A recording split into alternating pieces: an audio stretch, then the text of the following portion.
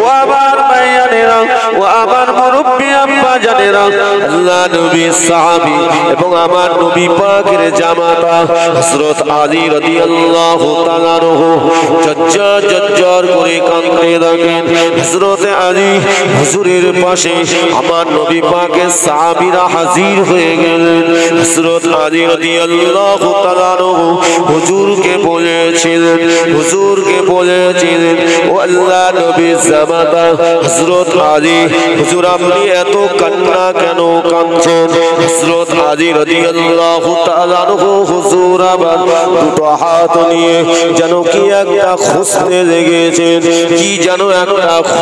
লেগেছেন, আল্লাহ নবী সাহাবীরা জিজ্ঞাসা করেছিলেন, ও আল্লাহ নবী জামাতা হযরত আলী আপনি কি এমন জিনিস খুঁজতে লেগেছেন?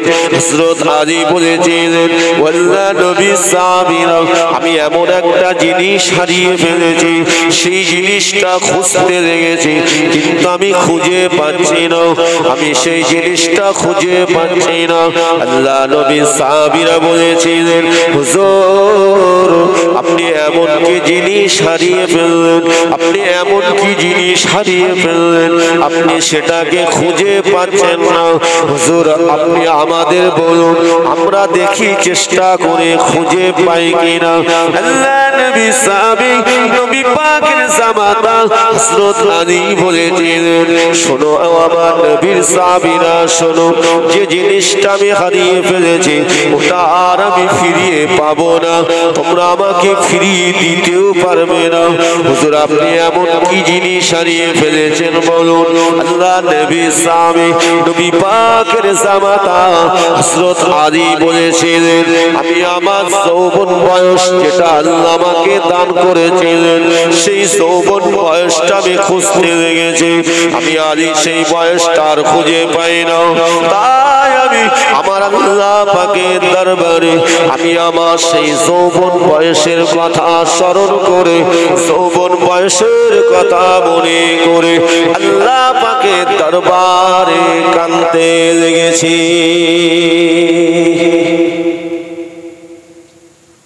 হযরত আলী তিনি কি জানেন না যে যৌবন বয়স চলে গেছে আর ফিরে আসবে না?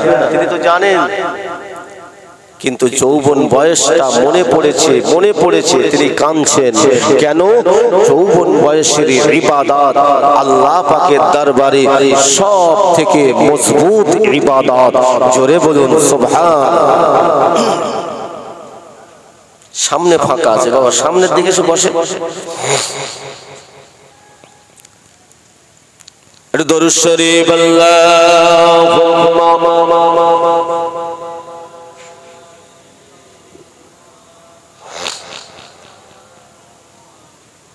وعلى آل سيدنا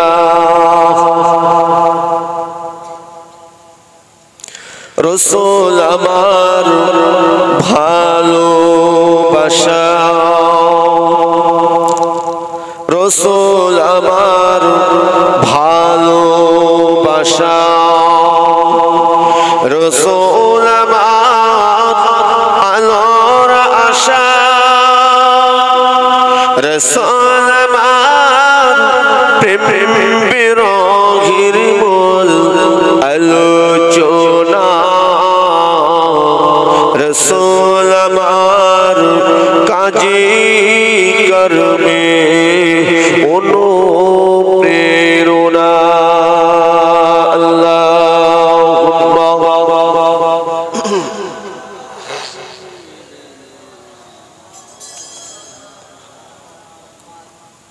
মুহাব্বতে শুরু করেন।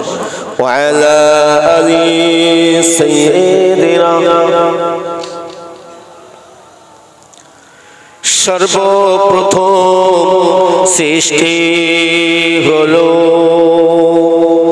সর্বপ্রথম সৃষ্টি হলো নবী মুহাম্মাদের আলো। এখন তিনি আছেন শুয়ে সোনার মদিনায়, রাসূল আমার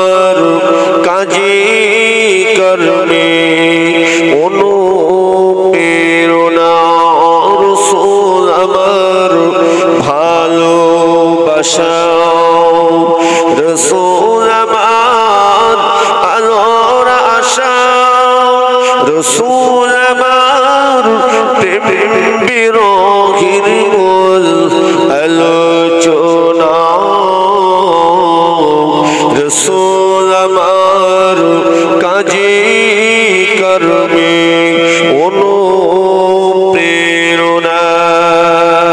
আল্লাহুম্মা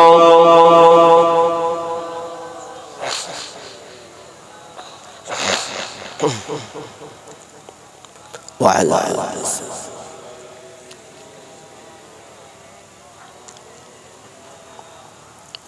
হযরত আলী রাদিয়াল্লাহু তাআলা আনহু হুজুর কেন তিনি কাঁদছিলেন?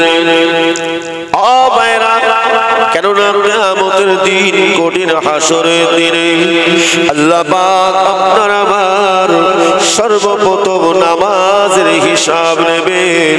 যার নামাজ কবুল হয়ে যাবে, যার নামাজ আল্লাহর দরবারে কবুল হয়ে যাবে, আমার আল্লাহ পাকের দয়ার জান্নাত তার নসিব হয়ে যাবে।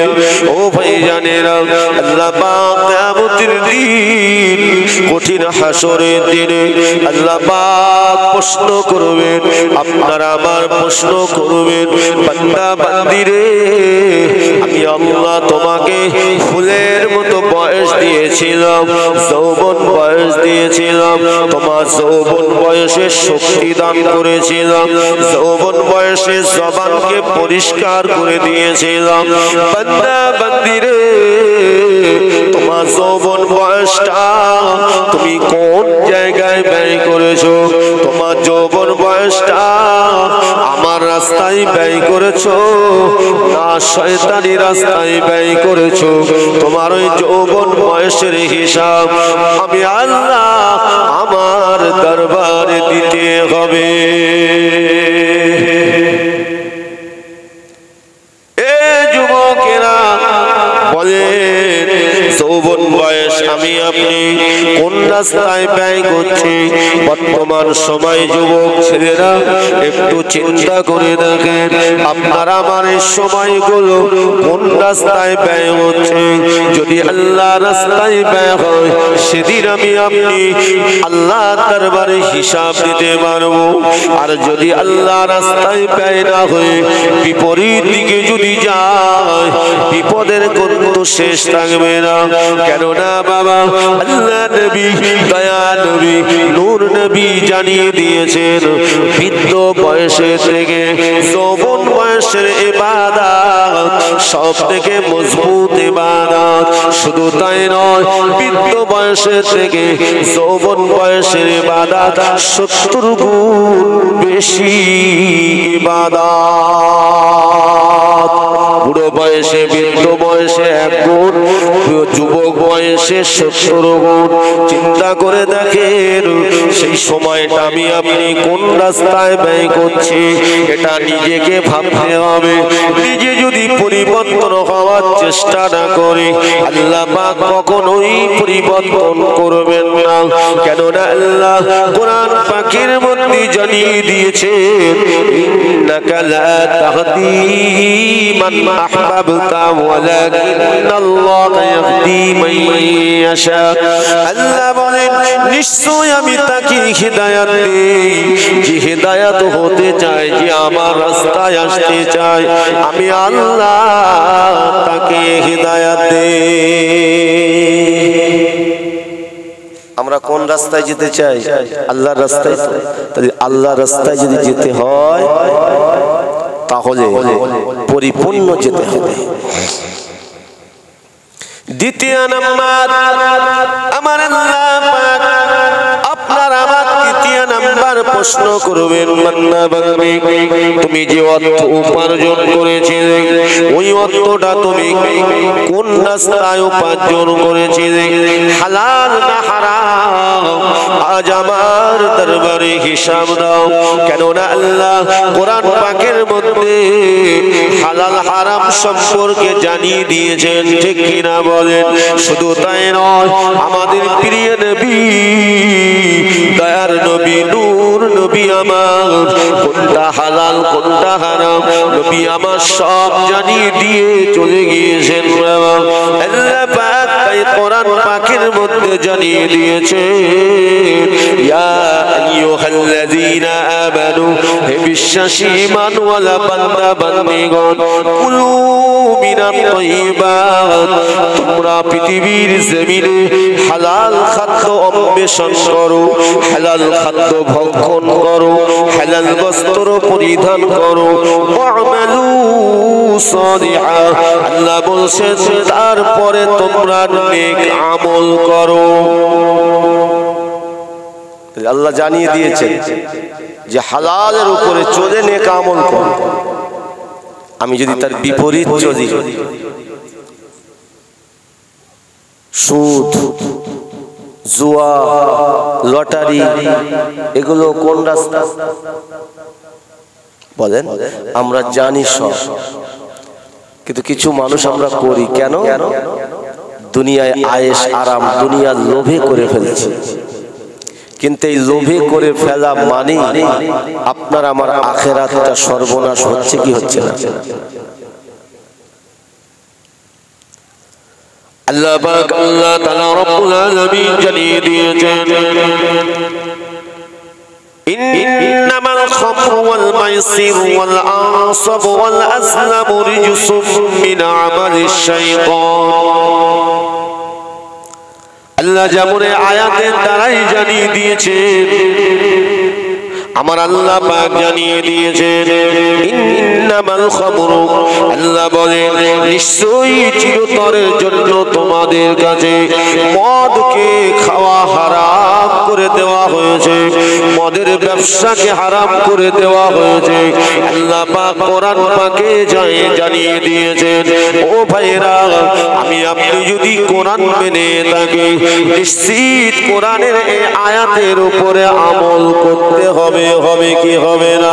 আল্লাহ পাক তারপরেই বলছেন ওয়াল মাইসির, আল্লাহ বলছেন আমি তোমাদের কাছে জুয়াকে হারাম করে দিয়েছি, খবরদার তোমরা যেন জুয়ার ধারে পাশে যাবে না। এগুলো হলো শয়তানি কাজ, শয়তানি কাজ। আল্লাহ পাক জানিয়ে দিয়েছেন শয়তান অনন্তকালের জন্য জাহান্নামী। আমার আল্লাহ বলেন যারা শয়তান অনুসারী হয়ে মরবে, শয়তান ইবলিসের সঙ্গে যাদের হাসর হবে তাদের ঠিকানাও হবে জাহান্নাম। আল্লাহ পাক সব জানিয়ে দিয়েছেন, কিন্তু আমার আল্লাহ আমাদেরকে বড় ভালোবাসেন, আল্লাহ আমাদেরকে বড় প্যার করেন। তাই আল্লাহ পাক আল্লাহ তাআলা আমার আল্লাহ আমাদেরকে জানিয়ে দিয়েছেন তোমরা এই রাস্তায় চলো, আমি আল্লাহ আমাকে পেয়ে যাবে। ওই রাস্তায় চলো না, তাহলে তোমরা আমাকে খুঁজে পাবে না। আমার আল্লাহ পাক সেই জন্য জানিয়ে দিয়েছেন, আল্লাহ পাক রব্বুল আলামিন জানিয়ে দিয়েছেন তোমরা আমার মহাগ্রন্থ কিতাব আমার কোরআনটাকে তোমরা তেলাওয়াত করো, কোরআনের উপরে আমল করো। ওয়ারাত্তিলিল কুরআন তারতিলা, জোরে হবে না? আল্লাহ পাক আমার আল্লাহ জানিয়ে দিয়েছেন ইয়া আইয়ুহাল মুযাম্মিল কুমিল লাইলা ইল্লা ক্বালিলান নিসফাহু আও ইনকুস মিনহু ক্বালিলা আও জিদ আলাইহি ওয়ারাত্তিলিল কুরআন তারতিলা। আল্লাহ বলেন বান্দারে, আমার বান্দিরে তোমরা আমার কোরআনটাকে তারতিলের সঙ্গে তেলাওয়াত করো, সহি শুদ্ধভাবে তেলাওয়াত করো। আমার আল্লাহ পাক জানিয়ে দিয়েছে যদি তোমরা আমার কোরআন তেলাওয়াত করো, আমি আল্লাহ জানিয়ে দিলাম তোমাদের উপর আমার রহমত বর্ষণ হবে। শুধু তাই নয়, বান্দা বান্দি যখন আল্লাহর কোরআন তেলাওয়াত করে, ওই বান্দা বান্দি স্বয়ং আমার আল্লাহর সঙ্গে কথা বলে। কেন? কোরআন কার বাণী?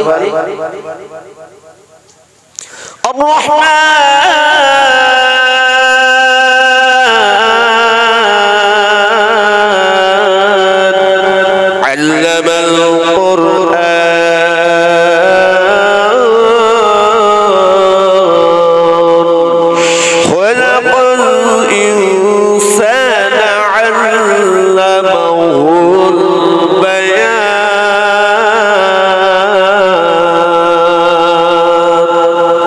হবে না সুবহানাল্লাহ। রহমান কার নাম? জোরে বলে আল্লাহর নাম। তাই কোরআন কার? আল্লাহর। আল্লাহ বলছেন কোরআন আমার বাণী। বান্দা যখন আমার কোরআন পড়ে, বান্দি যখন আমার কোরআন পড়ে, আল্লাহ বলেন শয়তান তার ধারে পাশে আসতে পারে না। আমি আল্লাহ তাকে হেফাজত করে, শুধু হেফাজত করি না, আল্লাহ বলেন আমার ওই বান্দা বান্দির উপরে আমি আল্লাহ নেক রহমত দান করে থাকি। ও ভাইজানেরা, আল্লাহ পাক আল্লাহ তাআলা বলেন বান্দা বান্দি যখন আমার জিকির করে, উযকুরুল্লাহ যিকরান কাসীরা, যখন আমাকে বেশি বেশি জিকির করে, আল্লাহ পাক জানিয়ে দেন আমার বান্দা যখন আমাকে একবার আল্লাহ আল্লাহ বলে ডাক দেয়, আমার আল্লাহ বলেন আমার বান্দা বান্দির ডাকে 10 বার করে সাড়া দিয়ে থাকি।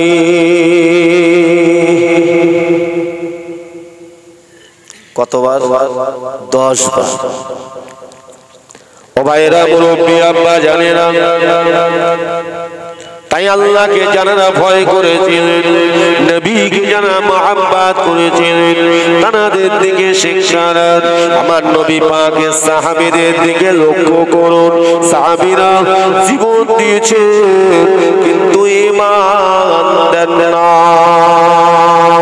খাওয়া হয় না, কোনো শ্বাস খাওয়া হয়, কোনো শ্বাস খাওয়া হয় না।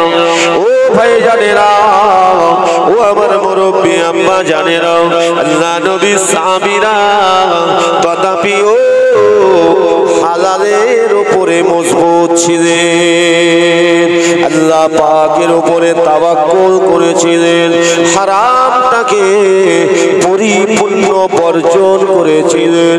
এই জন্য আমার আল্লাহ পাক আমার নবী সাহাবীদের মর্যাদা কিয়ামতের দিনে আমার আল্লাহ পাক সব থেকে উচ্চ স্থান দান করবে।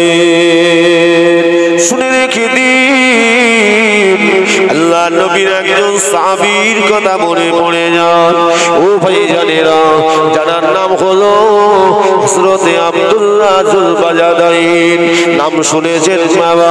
জানা পূর্বে নাম ছিল আব্দুল হোসেন। ও ভাইজানেরা, ও আমার মুরব্বি আব্বা জানেরা, ইনি ছিলেন যুবক, এমন করে যুবক ছিলেন যে যুবকদের কথা বলছি বাবা। ও যুবক ভাইরা, ও আমার যুবক ভাইরা শুনে নেন, আল্লাহ নবী সাহাবী হযরতে আব্দুল্লাহ তিনি কিনা কিছুদিন অপেক্ষা করতে লাগলেন।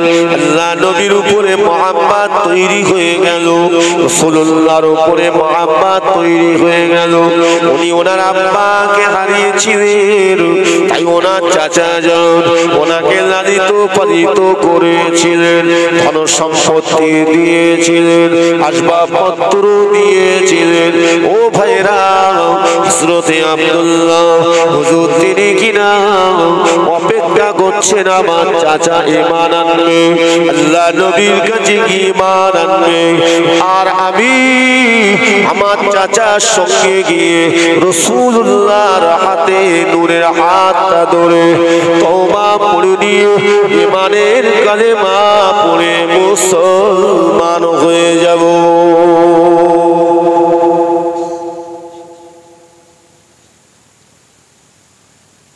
আপনারা কষ্ট পাচ্ছেন নাকি? শেষ করে দেবো আর একটু আলোচনা করবো নাকি? হ্যাঁ না বলে তকবীর তো নারায়ে তাকবীর। মনে হচ্ছে খিদে লেগেছে। তাবারুক আছে ইনশাআল্লাহ দিনের জন্য। আজকে এই রাতটা আল্লাহ আপনার আমার জন্য নাজাতের ওসিলা বানিয়ে দেবেন। জোরে বলবেন না? আর একটু জোরে বলেন। এই মজলিস আর যে নসিবে হবে আমরা কেউ গ্যারান্টির সহকারে বলতে পারবো? বলা যাবে না। কেন? মওত কিন্তু আপনার আমার জন্য অপেক্ষা করছে। আমি আপনি ভুলে যেতে পারি, মৃত্যু কিন্তু বলছে না। আমি প্রথম শুরুতেই বলেছি তাকবীর দেন তো, নারে তাকবীর, একটু আওয়াজ দিয়ে নারে তাকবীর। আল্লাহু আকবার মানে কি? আল্লাহ মহান, আল্লাহ সব থেকে বড়, আমার আল্লাহর মধ্যে কেউ নাই। যখন আপনি এটা স্বীকার করবেন, আল্লাহর আরশে আজিমে আমার আল্লাহ কবুল করে নেবেন। মুসলমান ঘরে ছেলেরা, যুবকেরা, মুরব্বী আব্বারা,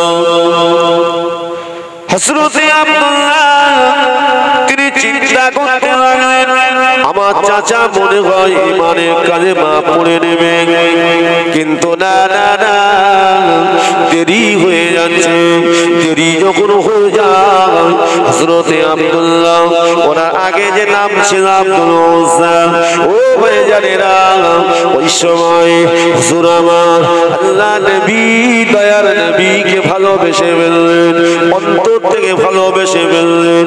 কেননা আল্লাহ পাক, আল্লাহ তাআলা আমার নবীকে স্বয়ং জানিয়ে দিয়েছিলেন, বলকে নবী আপনি বলে দিন, ইন কুনতুম তুহিব্বুনাল্লাহ, যদি আপনার উম্মাত উম্মতিরা যদি আপনাকে ভালোবাসতে চায়, আল্লাহ বলছেন যদি ভালোবাসতে চায়, তাহলে তারা যেন তাদের অন্তঃসংসার, তারা যেন তাদের পিতা মাতা, বিবি বাচ্চা, শুধু তাই নয়, জীবনের থেকেও যেন আপনাকে বেশি ভালোবাসে।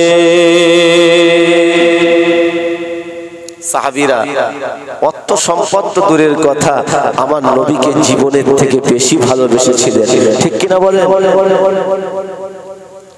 ও ভাইরা, সবকে বলছি, আল্লাহ নবী সাহাবী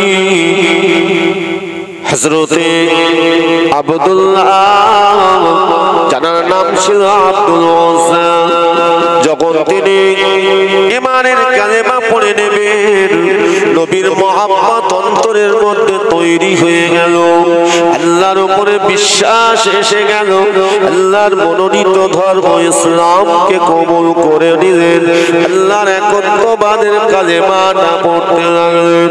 ও ভাইজানেরা, আব্দুল উজ্জা ওই সময় হুজুর আমার নিজের চাচাকে বলেছিলেন, চাচা, ও আমার প্রাণের চাচা, আপনাকে আমি একটা কথা জিজ্ঞাসা করব, আপনি বলেন মুহাম্মদ সাল্লাল্লাহু আলাইহি ওয়াসাল্লাম সম্পর্কে আপনার কতটা ধারণা, আপনি কতটুকু বুঝেছেন, মুহাম্মদ সাল্লাল্লাহু আলাইহি সাল্লাম তিনি কেমন? ওই সময় আল্লাহ নবী সম্পর্কে আব্দুল উজ্জা চাচা বলেছিল, মুহাম্মদ ভালো, মুহাম্মদ ভালো।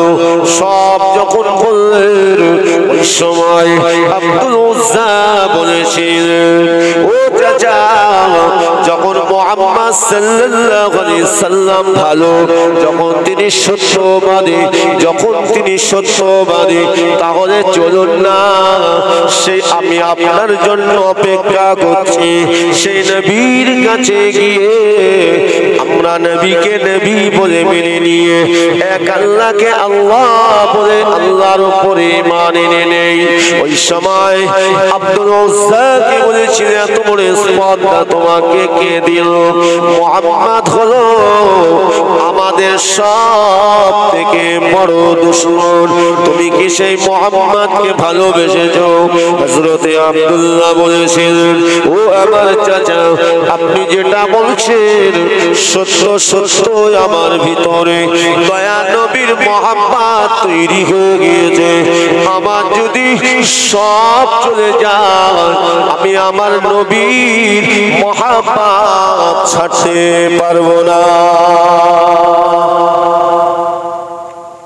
মুহাব্বত ছাড়তে পারবো না। সে আব্দুল উজ্জার শরীরের সব পোশাক পর্যন্ত খুলে নিয়েছিলেন, ঠিক না বল? সব খুলে নিয়েছে, সব দিতে রাজি, কিন্তু এই যুবক আমার আল্লাহকে ছাড়েননি, নবীর মুহাব্বত ছাড়েননি, ভালোবাসা ছাড়েননি। সেই আমার নবীর কাছে তিনি এসেছিলেন, তার আগে তার শরীরের সব অর্থ সম্পদ সব তো কেড়ে নিয়েছে, উলঙ্গ হয়ে গেলেন, মায়ের কাছে ছুটে গেলেন। মায়ের কাছে গেছে, মা আমার জন্য একটা সতর ঢাকার মতো একটা কাপড় দেন। ওই সময় মা দেখে লজ্জিত হয়ে, বাবা এরকম কেন হয়েছে? আমি আমার নবীকে ভালোবেসেছি, তাই চাচা আমাকে সব কিছু কেড়ে নিয়েছে। মা আমার একটা ছেঁড়া কম্বল দিয়েছিলেন, যে কম্বলটা উপর আপনার সতরটা কোন রকমে ঢেকে আমার দয়ার নবীর কাছে চলে গিয়েছিলেন। জোরে বলুন সুবহানাল্লাহ। সেই হযরত আব্দুল্লাহ, আমার নবী নাম রেখেছিলেন হযরতে আব্দুল্লাহ। ও ভাইজানেরা, আমার নবী যখন তাবুকের যুদ্ধে যাবেন, তাবুকের যুদ্ধে 20,000 সাহাবী তাবুকের যুদ্ধে যাবেন, আল্লাহ রাসূল বলছেন তোমরা দান করো।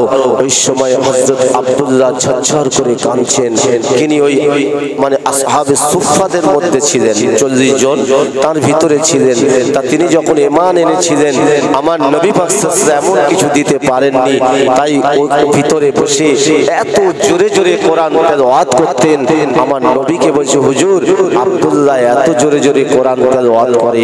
আমার নবী বলেছিলেন ওর মনের আশা তৃপ্তিটা মেটাতে দাও, কেননা আব্দুল্লাহ যে ঈমান এনেছে, এই ঈমানের একটা আমার আল্লাহ অনেক মর্যাদা দান করেছেন। জোরে বলে সুবহানাল্লাহ। তিনি যখন দুনিয়া থেকে বিদায় হয়েছিলেন, ওই জিহাদের ময়দানে, যুদ্ধের ময়দানে যাবেন, আমার নবীকে যখন বলেছিলেন, নবী বলেছিলেন বাবা তুমি যুদ্ধে যেও না। হযরত আব্দুল্লাহ বারবার বলছে যে সবাই যাচ্ছে আমি যাব না।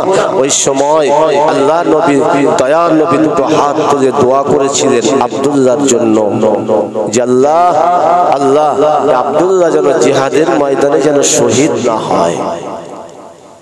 হযরতে আব্দুল্লাহ জজ্জন করে কেঁদেছিলেন।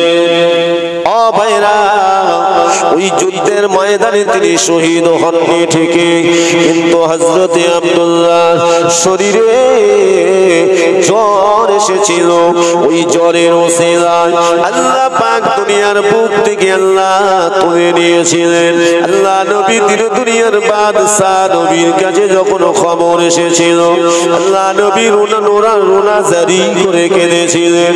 আল্লাহ নবী, দয়া নবী আমার ওই সময় 2 জন সাহাবীকে রাতের বেলা ডেকেছিলেন। ওই 2 জন সাহাবী, তিনি আমার নবীর সাহাবীকে বাবা ওই অবস্থাতে ওই যে আপনার কম্বলটা ছিল, ওই কম্বলটা দিয়ে আল্লাহ নবী, দয়ার নবী নিয়ে গিয়ে নবী আমার নবী 2 জন সাহাবী জানাদের বলেছিলেন। ওই 2 জন সাহাবী হলেন, একজনের নাম হযরতে আবু বকর, আর একজন হলেন হযরতে ওমর। দুজনা ধরে নিয়ে আসছে। আদবের সঙ্গে আমার নবী বলেছিলেন আমার আব্দুল্লাহকে খুব সাবধানের সঙ্গে নিয়ে এসো। ও ভাই জানেরা, হযরত আব্দুল্লাহ যুবক সাহাবী, নসিব কত ভালো। ওনার কবরে যিনি নেমেছিলেন তিনি অন্য কেউ নন, তিনি হলেন আখিরি পয়গম্বর হযরতে মুহাম্মদুর রাসূলুল্লাহ সাল্লাল্লাহু আলাইহি ওয়াসাল্লাম। তিনি নেমেছিলেন আমার নবী কোলে করে নিয়ে কবরে শুইয়ে দিয়ে আল্লাহ নবী, দয়ার নবী, রহমাতাল লিল আলামিন নবী আমার আওয়াজ দিয়ে বলেছিলেন, এ আমার সাহাবীরা, আবু বকর, আমার আব্দুল্লাহ জান্নাতি। একটু জোরে হবে না সুবহানাল্লাহ। কি নিয়ে গেল বাবা? একটা কম্বল, নবীর মহব্বতে, ভালোবাসায় এবং খৌফিলাহি অন্তরে নিয়ে কবরে চলে গেলেন। এবং স্বয়ং রাসূলুল্লাহ সাল্লাল্লাহু আলাইহি ওয়াসাল্লাম, স্বয়ং আমার নবী নিজে হাতে করে কবরে শুইয়ে দিলেন। ও ভাই জানেরা, আল্লাহ নবী, দয়া নবী কবর থেকে উঠে 2 মোটা 3 মোটা মাটি দিয়ে যখন কবরটাকে যখন আল্লাহ নবী সুন্দর করে সাহাবীদেরকে নিয়ে মাটিটা দিয়ে দিলেন, আল্লাহ নবী, দয়া নবী বলছে, ও আমার সাহাবীরা, আমি রাসূলুল্লাহ যেটা দেখতে পাই তোমরা সেটা দেখতে পাও না। কেননা আমার আল্লাহ আমাকে দেখিয়ে থাকে, আমার আব্দুল্লাহকে আমার আল্লাহ শহীদের মর্যাদা দান করে কিয়ামতের দিন উঠাবে। আল্লাহ আমাদেরকে কবুল করেন। আল্লাহ আমাদের সকলকে যেন সেই প্রিয় নবী আখির নবীর আদর্শের উপরে চলবার তৌফিক দেন, কোরআনের আদর্শের উপরে চলবার তৌফিক দেন। আমি যতটুকু আলোচনা রেখেছি আমার ভাষাগত দিক দিয়ে যদি কেউ ব্যথা পান, ভাই হিসাবে সন্তান হিসাবে ক্ষমা করবেন। তবে আমি চেষ্টা করেছি আল্লাহর কোরআনের আলোকে রাসূলুল্লাহর শানে দ্বীনের কথা কিছু বলেছি। বুঝতে পেরেছেন? এই পবিত্র মাসে নিয়ত করে নেন, সামনে মাহে রমাদান, আল্লাহ আমাদের হায়াত দারাজ করে দিয়ে আল্লাহ যেন 5 ওয়াক্ত নামাজের সঙ্গে 1 মাস মাহে রমাদান এই রোজাগুলোও যেন আদায় করার তৌফিক দেন। সকলে বলুন আমিন।